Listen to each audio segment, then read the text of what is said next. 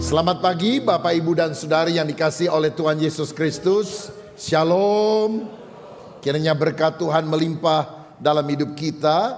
Kita juga bersyukur karena anak-anak dari ibadah sekolah minggu dan juga remaja bisa melayani pada hari ini. Dan kita berterima kasih kepada Tuhan karena dalam setiap angkatan Tuhan membangkitkan orang-orangnya untuk melayani generasinya.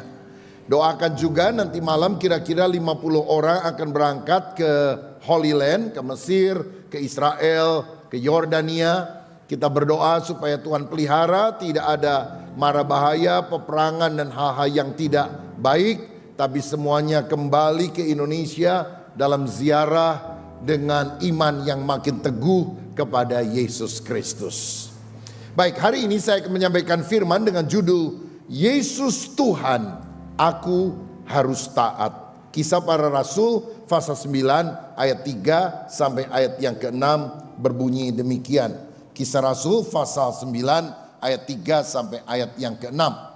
Dalam perjalanannya ke Damsyik, ketika ia sudah dekat kota itu, tiba-tiba cahaya memancar dari langit mengelilingi dia.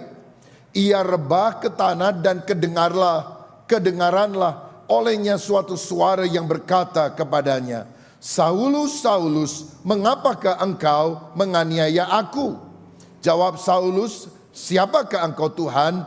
Katanya, akulah Yesus yang kau aniaya itu.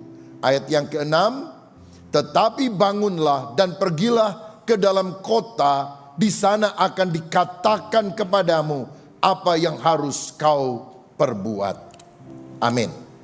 Saya pernah membaca kisah seorang ketua gangster dari Yakuza Jepang yang sangat ditakuti, terlibat dalam berbagai peristiwa kriminal, sampai akhirnya dia ditangkap, masuk di dalam penjara, dan di dalam penjara selama bertahun-tahun dia menghabiskan waktunya untuk membaca buku-buku, sampai rasanya buku-buku di perpustakaan di penjara itu sudah habis semua, tidak ada lagi yang menarik.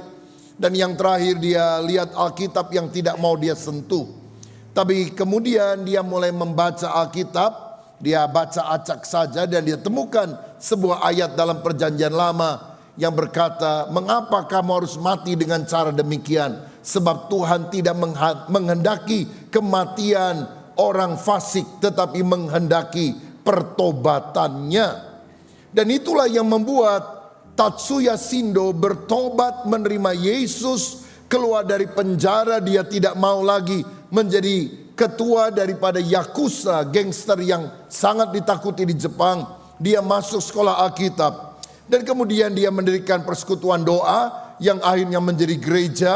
Dia membaptis orang dan lebih kurang 100 orang Jepang asli akhirnya menjadi pengikut Yesus. Saudara, orang Jepang kalau jadi Kristen itu sulit sekali. Tapi Tatsuya berkata, aku, bapak buahmu sudah bertobat, anak buah bertobat semuanya. Jadi ini gereja khusus untuk kaum gangster. Saya percaya setiap orang yang berjumpa dengan Yesus, hidupnya tidak pernah sama lagi. Yang lama sudah berlalu, sesungguhnya yang baru sudah datang. Seburuk apapun masa lalu kita, ada masa depan yang baik yang Tuhan berikan bagi setiap orang yang mau bertobat. Berikan kemuliaan untuk Tuhan kita. Peristiwa pertobatan yang fenomenal ini sebetulnya juga pernah terjadi dan dicatat dalam Alkitab. Adalah seorang yang bernama Saulus yang adalah penganiaya jemaat. Kalau kita baca Kisah Rasul 9 ayat 1 dan 2, dikatakan sementara itu berkobar-kobarlah hati Saulus untuk mengancam dan membunuh murid-murid Tuhan. Ia menghadap imam besar dan meminta surat kuasa, dapat SK daripadanya untuk dibawa kepada majelis-majelis Yahudi di Damsyik, supaya jika ia menemukan laki-laki atau perempuan yang mengikuti jalan Tuhan, Kristen maksudnya pengikut Kristus, ia menangkap mereka dan membawa mereka ke Yerusalem. Saulus adalah penganiaya jemaat, sangat anti Kristen, sangat anti kepada Kristus dan pengikutnya. Tetapi ketika dia sampai di depan pintu gerbang kota Damsyik atau Damaskus yang ada di Syria sekarang. Tiba-tiba dia melihat cahaya yang jauh lebih terang dari cahaya matahari. Dan dia mendengar langit bicara kepada dia, Saulus, Saulus, mengapakah engkau menganiaya aku? Dan pertanyaan itu menggetarkan dia. Suara itu membuat hatinya rontok. Dan cahaya itu yang menyilaukan matanya sampai dia buta. Gak bisa lihat selama 3 hari. Untuk kemudian ada seorang anak Tuhan bernama Ananias mendoakan. Kalau enggak dia buta seumur hidup, saudara-saudara. Dan kemudian dia ketika jatuh dari kudanya berkata, siapakah engkau Tuhan? Karena Paulus sadar bahwa cahaya yang menyilaukan dari sorga, suara yang dari sorga, itu bukan perkataan manusia. Tetapi itu adalah Tuhan sendiri. Dan suara itu berkata, akulah Yesus yang kau aniaya itu. Beberapa orang meragukan terjemahan jawaban Saulus. Dan dia berkata, mengapa ditulisnya Tuhan? Mestinya siapakah engkau Tuhan, Sir? Tapi kalau saudara mengalami pengalaman traumatis, cahaya sorgawi datang kepadamu, suara dari langit datang, apa saudara akan tanya, siapa engkau Sir? Siapa engkau Tuhan? Ini bukan manusia, ini Tuhan. Dan inilah saat perjumpaan Paulus yang dulu namanya Saulus penganiaya jemaat dengan Yesus sebagai Tuhan. Dan di sini dia sadar menganiaya orang Kristen sama dengan menganiaya Kristus. Mungkin dia berpikir yang aku pukuli, yang aku siksa orang-orang Kristen, kok langit yang teriak? Ada hubungan antara kita umat yang percaya kepada Kristus dengan Kristus kepala gereja. Apapun yang dilakukan orang kepada ibadah orang Kristen ada kaitannya dengan sorga. Saudara lihat orang-orang yang suka nutup-nutupin gereja, yang melakukan keonaran dan sebagainya. Lihat akhir hidup mereka. Orang Kristen gak boleh balas yang jahat dengan yang jahat. Orang Kristen harus balas yang jahat dengan yang baik. Tapi Tuhan tidak buta. Orang yang berani menentang dia akhir hidupnya akan mengalami kesialan. Kecuali dia bertobat dan minta ampun kepada Tuhan. Saudara, kenapa Yesus yang sudah mati, bangkit, naik ke sorga bisa berteriak, Saulus, Saulus, mengapakah engkau menganiaya aku? Saya mau bilang semua nabi, semua pemimpin agama mati dan tidak bangkit. Gak bisa teriak dari sorga terdengar ke bumi. Hanya Yesus yang sudah mati, bangkit, naik ke sorga, akan datang kembali. Dia bukan juru selamat yang mati. Dia adalah juru selamat yang hidup. Dia bisa berbicara kepada saudara. Dia bisa menampakkan diri kepada kita. Sebab dia adalah Allah yang perkasa. Kita bersyukur karena kita punya Tuhan Yesus, Raja di atas segala raja. Saya bersama istri pernah pelayanan ke Belanda beberapa tahun yang lalu. Lalu seorang rekan bilang, Pak, ada seorang penginjil yang sakit. Boleh nggak kita doakan dia di rumahnya? Oke, saya bilang. Jadi kita datang ke sana saudara-saudara. Dan waktu kita masuk, orangnya masih bisa duduk walaupun badannya masih lemah. Dan dia bilang, Bapak dari mana? Oh, saya lahir Surabaya tapi istri saya lahir dari Tasikmalaya. Kami tinggal di Bandung. Oh, abdi di Tasik, kata dia. Hah? Di Tasiknya di mana? Saya tanya. Kok nggak pernah ketemu? Lalu dia bilang, saya menantu, dia sebut satu nama, yaitu pimpinan pesantren salah satu yang paling besar di Jawa Barat. Oh, loh, kok Bapak sekarang bisa ada di sini jadi Kristen? Dan dia bilang, saya itu benci orang Kristen. Saya kalau lewat gereja saya ludahin. Tapi satu kali waktu saya mau tidur, saya lihat ada penampakan sinar terang yang luar biasa. Ini waktu saya tidur, di ujung kasur saya dia datang. Dan saya tahu dia Yesus, Isa Al-Masih. Saya gemeter dan waktu dia cerita itu, walaupun peristiwa itu sudah lama, dia nangis lagi.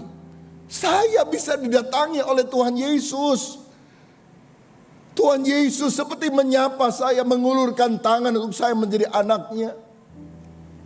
Dan sejak itu saya menjadi orang Kristen. Tanpa ada yang menginjili, tanpa ada manusia yang memberitakan firman kepada saya. Saya jadi Kristen karena Yesus menampakkan diri kepada saya. Oh, setelah itu gimana? Wah, saya disiksa Pak. Istri diambil lagi, diceraikan, digebugin. Sehingga saya harus pindah dari tempat tersebut. Dan akhirnya saya pindah ke Belanda. Saya menjadi pemberita Injil sampai sekarang. Kenapa Bapak rela menderita, dipukuli, kehilangan istri, keluarga? Yesus menampakkan diri langsung kepada saya. Ini bukan kata orang. Gimana mungkin saya bisa menyangkal dia? Gimana mungkin saya bisa bilang Yesus itu bohong? Saya sendiri melihat dia. Sampai akhir hayatnya dia menjadi anak Kristen yang saleh. Karena setiap orang yang ketemu dengan Yesus, hidupnya tidak akan pernah sama lagi. Anehnya gini loh saudara, orang Kristen bertahun-tahun ke gereja, bahkan mungkin saudara pernah doa, Tuhan kalau boleh nampakkan dirimu kepada saya sekali aja. Kan Tuhan pernah nampakkan diri kepada Yohanes di Pulau Patmos, tunjukin sama saya. Sudah doa lama-lama gak dikabulkan Tuhan juga, sampai hari ini belum lihat Tuhan. Kenapa ya? Kenapa ada orang yang gak pernah ke gereja seperti Saulus? Gak pernah mau jadi Kristen, benci sama Kristen. Kalau ada Alkitab kalau bisa dirobek-robek saudara. Tapi kenapa dia didatangi oleh Tuhan? Kita yang udah doa sungguh-sungguh gak didatangi oleh Yesus dalam penglihatan. Bagi saudara berlakulah firman yang berkata, kamu melihat maka kamu percaya. Berbahagialah kamu yang tidak melihat tapi percaya. Jadi yang penting itu bukan dapat penglihatan atau nggak dapat penglihatan. Yang penting itu percaya kepada Yesus. Walaupun kau tidak bisa melihat Yesus dalam penglihatan, tapi kalau engkau hari ini dengar firman, percaya kepada Dia, percaya Yesus juru selamat, percaya Yesus Tuhan, maka engkau akan memperoleh hidup yang kekal. Haleluya, puji Tuhan. Saudara-saudara, apa buktinya bahwa Yesus itu bukan cuma manusia biasa, tetapi Dia adalah Lord, Tuhan. Yang pertama, ada pengakuan Paulus tadi. Siapakah engkau Tuhan? Karena cahaya yang begitu menyilaukan, dia langsung bilang, orang yang ngomong sama saya adalah Tuhan. Gak mungkin cuma Tuhan, Sir. Dan Yesus bilang, akulah Yesus yang kamu aniaya itu. Dalam Kisah Rasul 9 ayat 20 dan 22 dijelaskan juga, ketika itu juga ia memberitakan Yesus di rumah-rumah ibadah dan mengatakan bahwa Yesus adalah anak Allah. Dia percaya Yesus adalah Tuhan, Yesus adalah anak Allah. Nah ini istilah ya Bapak Ibu, anak Allah bukan berarti Allah beranak. Nggak ada orang Kristen yang percaya Allah beranak. Masa Allah beranak? Kita juga nggak percaya. Tapi istilah. Tadi kalau saudara ke gereja ini ada yang naik tangga, saudara bilang saya naik anak tangga. Saudara tahu dari paling bawah sampai paling atas stairway from heaven, itu stairway-nya ada 99 tangga. Lalu kalau sudah ke tangga ke 99 saudara akan ketemu wedding chapel yang ada di atas. Itu disebut anak tangga.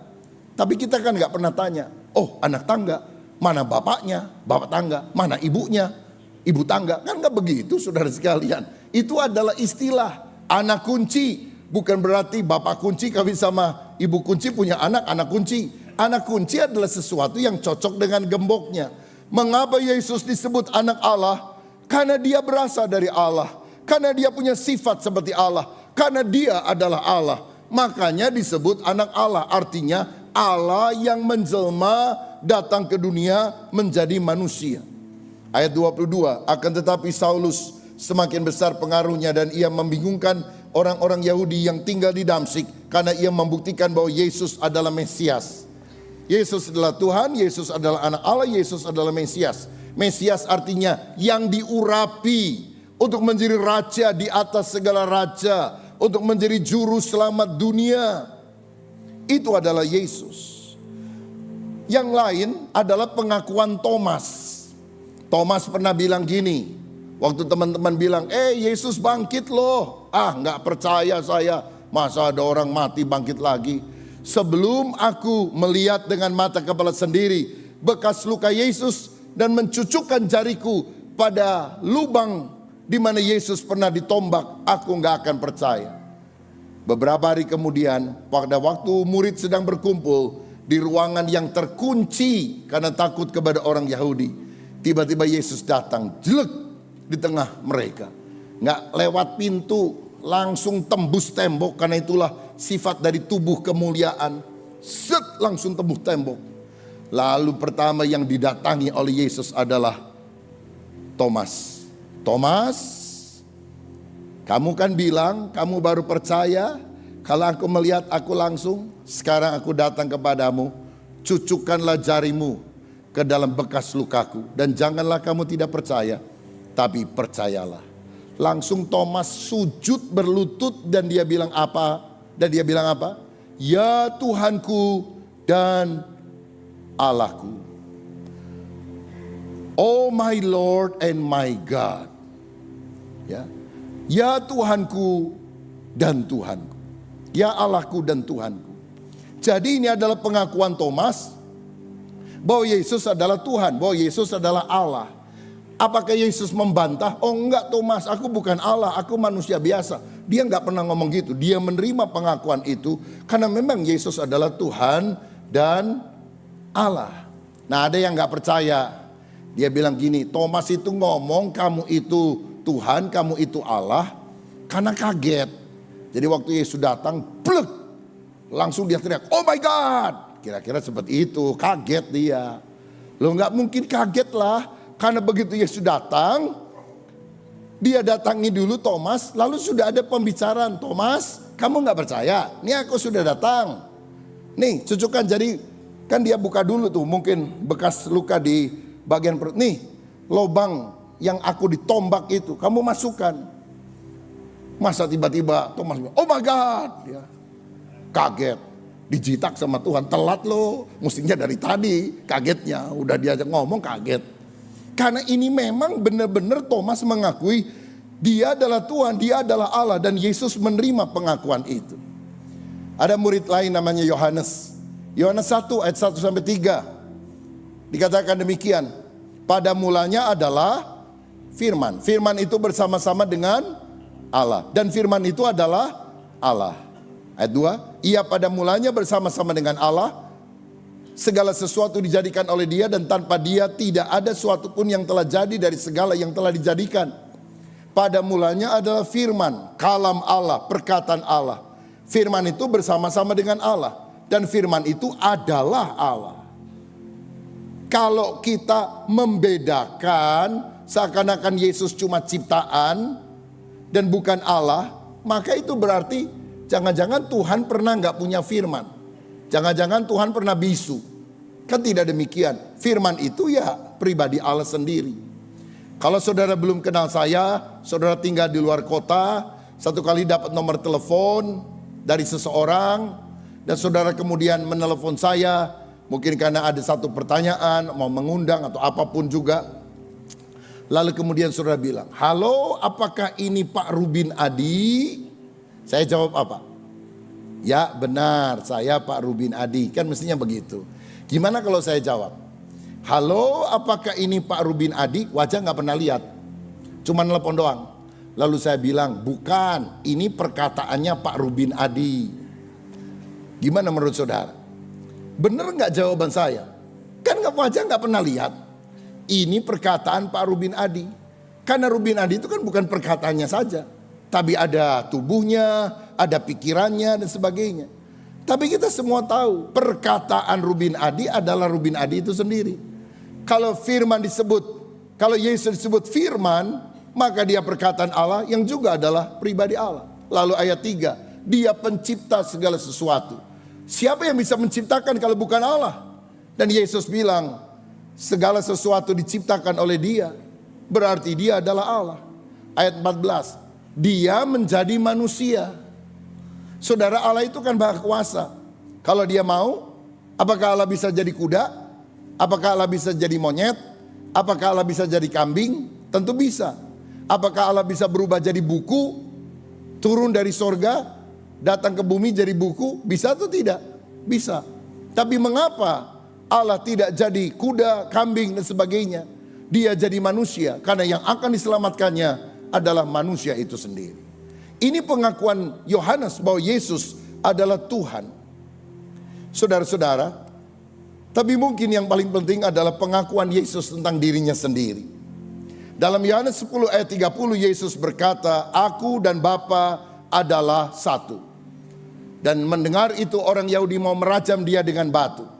Karena alasannya dengan demikian Yesus menyamakan dirinya dengan Allah. Yesus bilang, "Aku dan Bapa adalah satu." Nggak ada nabi yang hebat manapun, Musa, Daud, Paulus berkata, "Aku dan Bapa adalah satu." Hanya Yesus yang bilang demikian. "Percayalah kepada Allah, percayalah juga kepadaku," kata Yesus. "Di rumah Bapakku ada banyak tempat." Daud nggak berani ngomong gitu. "Percayalah kepada Allah, percayalah juga kepadaku." Hanya Yesus yang berani ngomong begitu. Karena apa? Percaya kepada Allah berarti percaya kepada Yesus. Percaya kepada Yesus berarti percaya kepada Allah. Aku dan Bapa adalah satu. Satu hakikatnya walaupun beda pribadi dalam ketritunggalannya. Dalam Yohanes 8 ayat 58 Yesus berkata kepada orang Yahudi yang tidak percaya. Dia bilang, "Sebelum Abraham jadi, aku telah ada." Dan orang bilang, "Abraham sudah lahir ribuan tahun sebelum kamu, Yesus. Masa kamu ngomong kamu sudah ada sebelum Abraham ada?" Karena mereka tidak mengerti. Yesus sudah ada dari sejak kekal. Dia tidak pernah tidak ada. Tapi kemudian baru 2000 tahun yang lalu dia mengunjungi planet bumi ini dalam rupa seorang bayi yang kemudian bertumbuh menjadi pria dewasa. Pada waktu Yesus berkata, "Sebelum Abraham lahir, aku telah ada." Itu menunjukkan dia adalah Allah yang kekal. Mika 5 ayat 1 berkata bahwa permulaan Yesus itu sudah sejak purbakala. Dalam bahasa Inggris, from everlasting, from the days of eternity. Dari sejak kekal, itu adalah Yesus. Lagi pula Yesus menjawab begini, "Sebelum Abraham jadi, aku telah ada." Mungkin terjemahan yang lebih tepat, aku ada. I am, ego eimi menurut bahasa Yunani. Nah, kata aku adalah aku atau akulah aku ada, I am, itu sebetulnya pernah diucapkan oleh Tuhan ketika Musa dalam Keluaran 3 ayat 14 bertanya, kalau Firaun dan orang Mesir tanya, "Siapa yang mengutus kamu Musa untuk membebaskan orang Israel?" Katakanlah, "Aku adalah aku, akulah aku yang mengutus aku kepadamu." Jadi Allah menyebut dirinya sebagai I am that I am. Aku adalah aku ada. Bahasa Ibraninya ehyeh aser ehyeh. Dan dari kata itu muncul tulisan YHWH, Yahweh. Jadi Tuhan bilang, "Aku Yahweh. Aku adalah aku." Dan waktu Yesus berkata, "Siapa kamu?" "Aku adalah aku." Dia sedang bilang, kamu ingat enggak? Yahweh, Allah pernah ngomong kata ini, "Aku ada." Dan sekarang aku Yesus yang berkata, "Aku ada." Jadi apakah Yesus adalah Yahweh? Ya. Apakah Bapa adalah Yahweh? Ya. Apakah Roh Kudus adalah Yahweh? Atau Tuhan Allah dalam bahasa Indonesia? Ya. Apakah pribadi Yesus sama dengan pribadi Bapa? Beda. Pribadi Yesus sama dengan pribadi Roh Kudus? Beda. Tapi Bapa, Anak, Roh Kudus adalah Yahweh. Bapa, Anak, Roh Kudus adalah Allah. Inilah misteri yang luar biasa yang hanya diungkapkan kepada orang yang percaya. Nah, ada orang pernah bilang gini, kalau saya bisa temukan ayat dalam Alkitab bahwa Yesus ngomong langsung bahwa dia adalah Tuhan, baru saya percaya. Karena Alkitab pasti tidak pernah mencatat perkataan Yesus ngomong sendiri, "Aku adalah Tuhan." Yang ngomong itu kan Thomas, yang ngomong itu kan Yohanes, yang ngomong itu kan Paulus. Mana Yesus pernah ngomong bahwa dia adalah Tuhan? Baca Yohanes 13 ayat 13. Yohanes 13 ayat yang ke-13. Baca bersama 2-3. Kamu menyebut aku guru dan Tuhan, dan katamu itu tepat, sebab memang akulah guru dan Tuhan. Pertanyaan saya, pernahkah Yesus menyebut dirinya sebagai Tuhan? Yohanes 13 ayat 13. Ingat ayat itu. Akulah guru dan Tuhan. Kamu yang ngomong aku guru dan Tuhan, benar, sebab memang akulah guru dan Tuhan. Bukankah itu menunjukkan bahwa Yesus mengakui bahwa dirinya bukan cuma guru, bukan cuma manusia pengajar agama, tapi dia adalah Lord, Tuhan, pencipta langit bumi, penguasa semesta sekalian alam. Nah, ada juga yang gak percaya. Oh, mestinya terjemahannya bukan Tuhan tapi Tuan. Sir, Tuhan T kecil, bukan Tuhan dengan T besar. Tapi coba lihat dalam Filipi 2 ayat yang ke-6. Filipi 2 ayat yang ke-6. Yesus yang walaupun dalam rupa Allah tidak menganggap, baca bersama, kesetaraan dengan Allah itu sebagai milik yang harus dipertahankan. Jadi Yesus setara artinya sejajar, setingkat, tidak lebih besar, tidak lebih kecil. Yesus setara dengan Allah. Siapa yang bisa setara dengan Allah selain Allah itu sendiri? Kalau begitu ada dua Allah dong. Oh tidak, Allah cuma satu, ketuhanan yang Maha Esa. Ulangan 6 ayat 4 berkata, hai umat Israel, dengarlah, Allah itu Tuhan kita, Allah itu Esa. Kalau begitu kenapa dia dikatakan setara dengan Allah? Karena dia adalah Allah itu sendiri, pribadinya berbeda antara anak dan bapa, tapi dia adalah setara. Ayat 9 dan 10 berkata selanjutnya, ayat 10 dan 11. Ayat 10 dan 11 baca bersama. Supaya dalam nama Yesus bertekuk lutut segala yang ada di langit dan yang ada di atas bumi dan yang ada di bawah bumi, dan segala lidah mengaku, baca dengan keras, Yesus Kristus adalah Tuhan, bagi kemuliaan Allah Bapa. Ada yang bilang Yesus pernah gak jadi Tuhan. Yesus baru jadi Tuhan karena diangkat, dilantik atas persekutuan gereja dalam konsili di Nikea tahun 325, di mana Kaisar Konstantin yang menjadikan Yesus sebagai Tuhan. Ngawur sekali saudara pandangan itu. Karena sejak Alkitab ditulis ratusan tahun sebelum konsili Nikea sudah ada pengakuan. Kredo, pengakuan iman yang pertama adalah Yesus adalah Tuhan. Bukan cuma Tuhan, tapi Tuhan. Jadi apakah kita percaya Yesus adalah Tuhan? Tentu saja. Karena pengakuan Paulus, pengakuan Thomas, pengakuan Yohanes, dan yang paling penting pengakuan Yesus tentang dirinya, dan itu semuanya ada di dalam Alkitab. Yesus adalah Tuhan. Saudara percaya kepada Nabi, Nabi gak bisa menyelamatkan. Saudara percaya kepada Yesus kalau dia cuma manusia biasa, kita masuk neraka semuanya. Tapi karena kita percaya Yesus adalah Tuhan, dia menjamin kehidupan kekal. Apa buktinya dia adalah Tuhan? Dia bangkit dari antara orang mati. Siapa yang bisa bangkit dari antara orang mati? Siapa yang bisa naik ke sorga? Siapa yang bisa turun kembali menjadi hakim yang adil atas alam dunia? Dengarkan saya, semua orang satu kali akan dihakimi. Sebutkan nama pemimpin agama. Pemimpin agama satu-satu akan dipanggil. Termasuk Pilatus yang mengadili Yesus. Pilatus maju. Dan yang duduk di tahta sebagai hakim, namanya siapa? Yesus. Sebut nama pemimpin agama, semua akan diadili. Dan nama hakimnya adalah Yesus. Mana yang lebih tinggi? Yang diadili atau yang mengadili? Tentu yang mengadili. Saudara percaya Yesus sekarang sebagai Tuhan, engkau diselamatkan.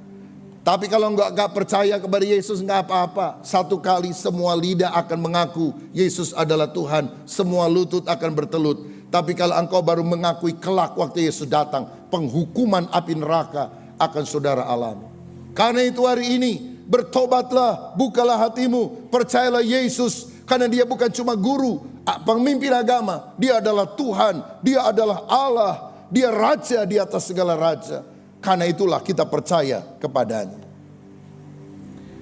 Nah saudara-saudara, sekarang saya mau masuk ke implikasi praktis. Kalau kita percaya secara teologis Yesus adalah Tuhan, apa implikasinya?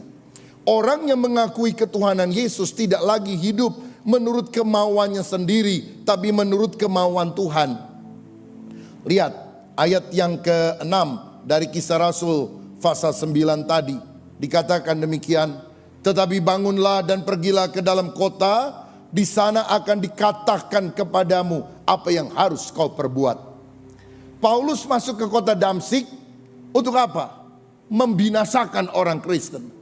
Tapi Tuhan bilang, Saulus, kamu tetap masuk kota, tapi kamu tidak boleh mengikuti apa yang kamu mau. Aku yang akan perintahkan kepadamu apa yang kamu harus lakukan. Saya mau katakan, orang Kristen yang tumbuh dewasa adalah orang yang meninggalkan kehidupan yang berpusat pada kemauannya sendiri dan hanya ingin tahu apa yang merupakan kemauan Tuhan untuk dia lakukan. Kalau doa bukan cuma bilang, Tuhan berkati saya pengen ini, saya pengen itu, saya pengen ini, saya pengen itu. Itu doa anak kecil. Tapi kalau orang dewasa dalam Tuhan, Tuhan biar aku ngerti Tuhan itu maunya apa. Saya mau taat kepada perintah Tuhan. Itulah perubahan yang terjadi dalam kehidupan Paulus.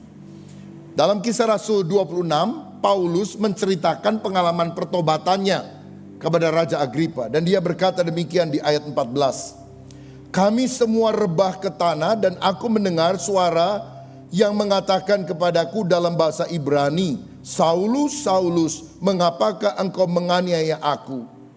Sukar bagimu menendang kegalah rangsang. Nah kalimat terakhir ini banyak orang gak ngerti apa itu artinya, sukar bagimu menendang kegalah rangsang.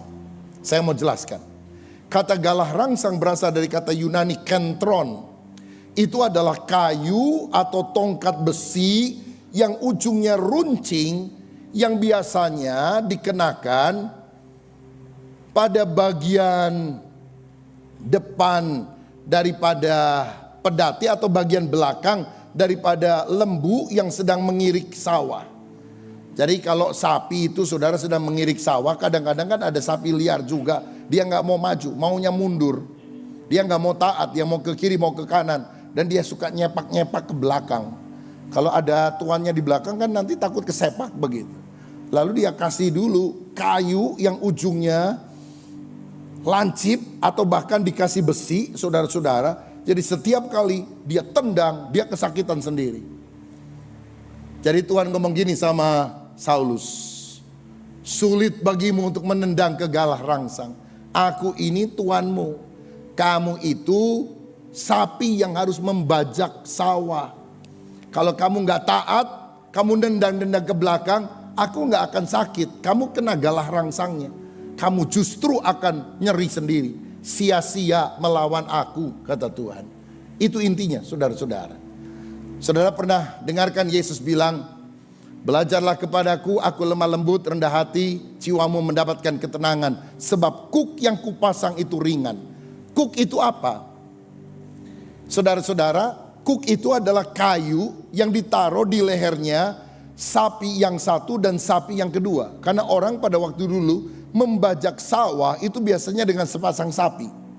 Dan untuk proses pembelajaran, sapi yang tua yang lebih pengalaman disandingkan dengan sapi muda. Dikasih kuk, jadi harus seirama, sejalan. Sapi tua udah belajar, mau dia tendang-tendang malah sakit sendiri. Mau kiri kanan malah digebugin sama tuannya pakai pecut. Jadi udah dia taat, nurut aja. Yang masih muda masih banyak maunya. Wah sana sini, sana sini. Dan setiap kali dia berontak, itu kuk yang ada di tengkuknya itu menyakitkan dia. Akhirnya si lembu bilang yang gede, udahlah sapi, Nurut aja, aku udah lebih pengalaman. Aku dulu belok kiri kanan sakit luka nih, udah taat aja. Kalau kita taat, tanahnya gembur. Ini bos kita senang, kita dikasih makan banyak. Orang kalau masih muda rohaninya, maunya kiri kanan, wah mau ini banyak maunya saudara. Loba kahayang kata orang Sunda. Kahayangnya nutup para ruguh saudara-saudara, yang gak bener. Tapi kalau kita makin dewasa rohani, udahlah mau diapa-apain gak apa-apa, yang penting aku nurut apa aja yang Tuhan mau. Wah itu dewasa rohani. Kalau saudara masih bawa maunya sendiri gak rohani. Makanya sudah puluhan tahun yang lalu saya belajar menemukan prinsip ini. Dan saya tidak pernah berdoa lagi, Tuhan ini visi saya, tolong berkati. Saya hanya berdoa, Tuhan visimu yang spesifik untuk saya apa? Biar saya ngerti, saya menjalankannya. Tuhan tetap bosnya, saya cuma kacungnya. Saya percaya kalau kita mendapatkan vision dari Allah, ada provision, ada penyediaan yang Tuhan sediakan bagi kita. Karena itu mari kita jadi orang Kristen yang nurut, yang taat sama Tuhan. Jangan jadi sapi muda. Jadi sapi yang lebih senior, yang udah ngerti. Tendang-tendang kegal rangsang, malah sakit sendiri, percuma, sia-sia. Saudara, ada banyak orang sekarang ingin menjadikan Yesus sebagai juru selamat.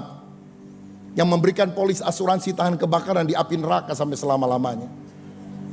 Juru rawat yang menyembuhkan kalau kita sakit. Juru berkat yang membuat kantong kering jadi kantong kembung. Saya mau bilang Yesus bukan cuma juru selamat, juru rawat, juru berkat. He is Lord. Dia adalah Tuhan. Tuhan artinya penguasa terbesar dalam hidup saya. Banyak orang bilang Yesus juru selamatku. Dengan kata lain, Yesus untuk kepentingan saya. Tapi kita harus jadi dewasa dan berkata, Yesus adalah Tuhanku. Berarti aku untuk Yesus. Bukan Yesus untuk aku, tapi aku untuk Yesus. Bagaimana hidup saudara? Yesus untuk aku, bikin aku kaya, bikin aku populer, bikin aku terkenal, bikin aku sukses. Seperti banyak doa orang Kristen kan mode begitu. Bikin aku kaya, berhasil, ternama, banyak duit, istri cantik, anak rajin. Tuhan tolong, saya mau keluar kota, jaga rumah, jaga kucing, jaga anjing. Yesus untuk saya atau saya untuk Yesus? Saudara mau yang mana? Yesus untuk saya atau saya untuk Yesus? Saya untuk Yesus. Jadi taat sama Tuhan. Abraham pernah bertengkar sama ponakannya Lot. Lot gak mau ngalah, dia milih duluan. Tapi akhirnya Tuhan bilang, Abraham lihat semuanya, aku berikan kepadamu. Orang yang ngalah, yang nurut sama firman Tuhan, malah diberkati Tuhan. Kalau saudara lagi bertengkar soal harta, soal warisan dan sebagainya, saudara mau jadi Abraham atau mau jadi Lot? Abraham, ngalah. Celakanya banyak orang sekarang mau tinggal seperti Lot di Sodom, di dunia, tapi mau berkat dari Abraham. Nah kurang ajar nih saudara sekalian. Ya, mau hidup duniawi tapi mau berkat surgawi. Tuhan mau kita taat kepada Dia. Saya untuk Tuhan. Kata juru selamat hanya ditulis 37 kali dalam Alkitab. Tapi kata Tuhan ditulis 7.736 kali. Dia bukan cuma juru selamat, juru rawat, juru berkat. Dia adalah Tuhan. Kalau Yesus adalah Tuhan, aku harus belajar taat kepada Dia. Apa perubahan dalam diri Paulus? Karena dia menyebut Yesus adalah Tuhan. Pertama, dia berubah dari pembenci menjadi penuh kasih. Dia kan benci sama orang Kristen, mau bunuhin. Sekarang dia mengasihi orang-orang Kristen. Menjadi saudara seiman. Bahkan dia menulis sebuah pasal 1 Korintus 13. Pasal yang luar biasa tentang kasih. Kasih itu sabar, kasih itu murah hati.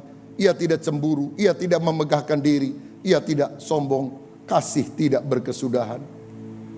Bagaimana orang yang garang, pemarah bisa menjadi penuh kasih? Hanya Kristus yang bisa merubah. Siapa yang suka berantem di rumah? kasar ngomong sama istri, kasar ngomong sama anak. Atau istri nggak terlalu banyak ngomong, tapi kalau ngomong sekali nyelkitnya luar biasa. Seperti ada silet di mulutnya. Biarlah Tuhan Yesus menjadi raja dalam kehidupan kita. Buang kepahitan, biar hati kita menjadi damai. Hidup kita jadi berkat bagi banyak orang. Saya pernah dengar kesaksian dari seorang jemaat di Bandung ini, saudara. Dia punya penyakit yang agak aneh, jadi kalau jalan biasa, waktu mau duduk sakitnya luar biasa. Waktu mau berdiri sakitnya luar biasa. Lalu kalau jalan biasa lagi. Jadi perlu waktu gitulah. Ya, untuk antara duduk sakit, lalu berdiri jalan biasa lagi. Nggak masalah. Tapi kalau udah mau duduk, waduh sakit lagi, saudara. Dan dia menderita itu seingat saya lebih dari 25 atau 30 tahun. Satu kali pada waktu mau perjamuan kudus, saya kan suka mengingatkan sebelum kita makan dan minum ini, kalau ada ganjelan, iri hati, benci, tinggalkan. Dan dia ingat, karena dia doa, Tuhan sembuhkan penyakit saya ini udah puluhan tahun. Lalu seperti Roh Kudus mengingatkan, dia itu benci sama ponakan suaminya. Nyebelin banget, dia benci, kesel dan sebagainya. Apa gara-gara ini ya saya sakit? Jadi dia doa, Tuhan ampuni kalau saya juga suka sebel kepada ponakan suami saya. Dalam nama Yesus, amin. Dia makan roti dan anggur. Dalam kesaksiannya, sejak hari itu sampai hari ini, sembuh oleh anugerah Tuhan. Saya percaya ada mujizat kesembuhan ilahi. Dia udah ngomong sama saya lebih dari 10 tahun yang lalu peristiwa kesembuhannya itu. Sampai sekarang sembuh. Tapi maksud saya, kenapa mesti nunggu 25 tahun sakit, saudara-saudara? Baru minta kesembuhan dari Tuhan. Hari ini kalau ada yang sakit hatinya, biarlah buang segala kepahitan, kebencian. Berkat Tuhan melimpah dalam hidup saudara. Yang kedua, dari tidak percaya menjadi pelayan Kristus. Lihat Paulus, gak percaya. Sekarang melayani Tuhan. Ada bapak-bapak yang datang ke gereja karena dipaksa oleh istrinya. Sebetulnya malas, mendingan tidur hari Minggu masih pagi. Tapi daripada di ngomelin sepanjang hari, udahlah ke gereja lah. Ngantuk-ngantuk juga biarin lah daripada dicerewetin sama istri. Engkau gak suka dengan kekristenan, dengan firman dan sebagainya. Tapi kalau hatimu dijamah Tuhan, engkau bukan cuma jadi orang Kristen, engkau melayani Tuhan. Engkau melayani orang-orang miskin. Engkau melayani orang-orang yang membutuhkan. Tim kita baru pulang setelah melayani 2 hari, saudara sekalian, di Ranca Ekek yang kena tornado pertama di Indonesia. Itu di Bandung loh saudara.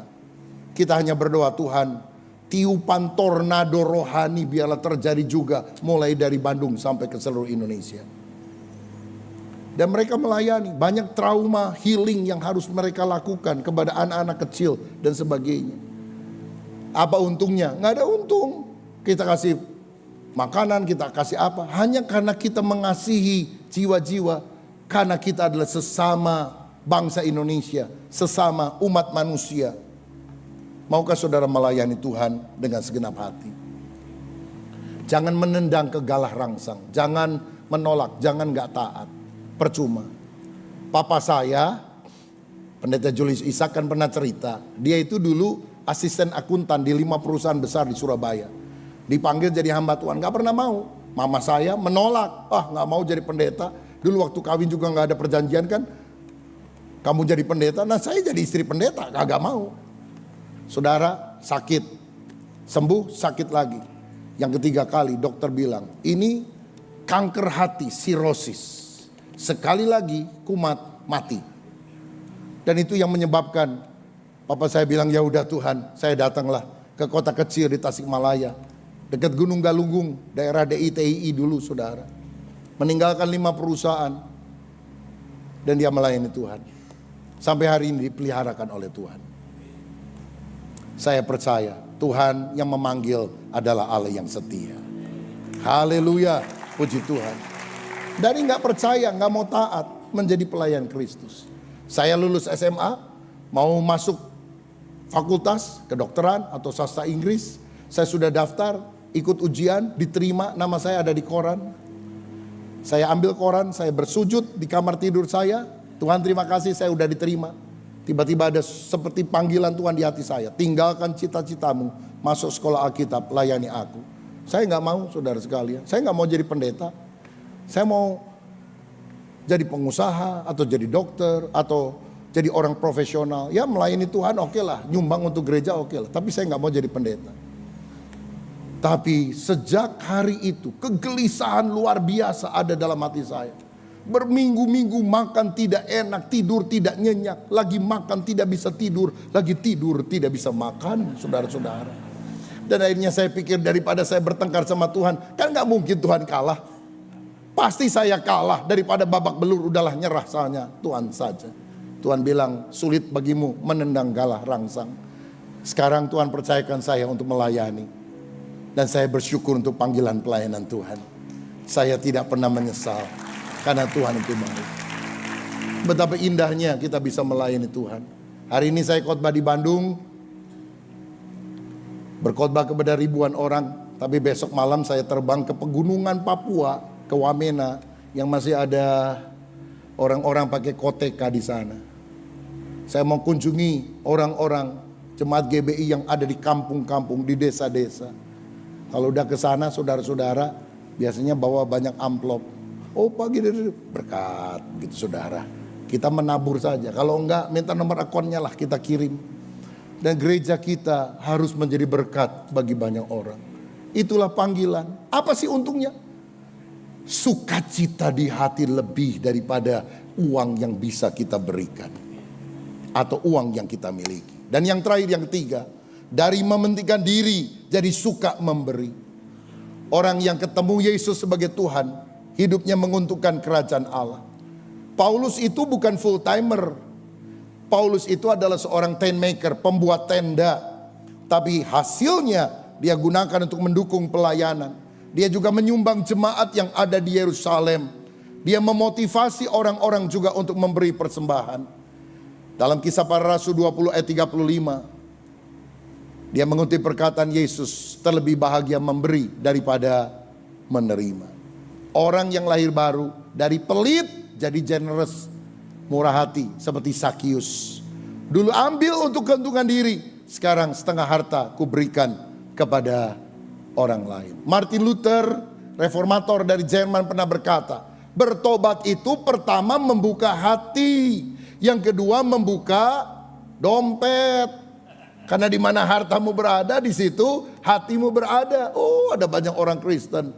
Katanya cinta Tuhan, pelitnya minta ampun, saudara-saudara.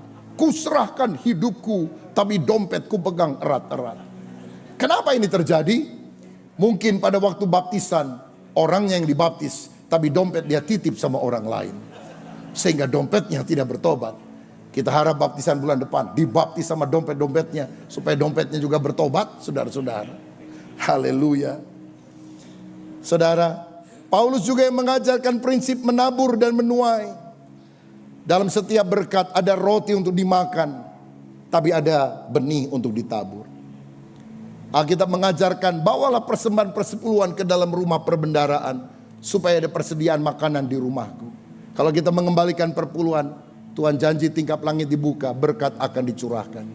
Ada yang bilang itu kan perjanjian lama. Bagaimana perkataan Yesus? Matius 23 ayat 23. Yang satu persepuluhan harus dilakukan. Yang lain kasih, kebenaran, keadilan jangan diabaikan. Saya menjadi pelaku praktisi untuk persepuluhan dari 9 tahun sampai hari ini. Berapapun yang saya dapatkan, 10% disisihkan untuk Tuhan. Bukan disisakan, dipakai dulu kalau udah lebihnya baru dikasih. Enggak, disisihkan untuk Tuhan. Jangan pernah kasih sisa sama Tuhan ya Bapak Ibu. Tuhan, sisa hidupku kuserahkan bagimu. Kenapa kasih sisa? Ketika saudara bisa memberikan yang terbaik. Kalau saudara datang ke rumah saya dan saya bilang, mari silakan minum Pak, minum Bu, kopi. Sisa saya tadi pagi. Marah kan? Jangan pernah kasih sisa. Sisihkan yang terbaik. Karena itulah cirinya orang yang sungguh menjadikan Yesus sebagai Tuhan.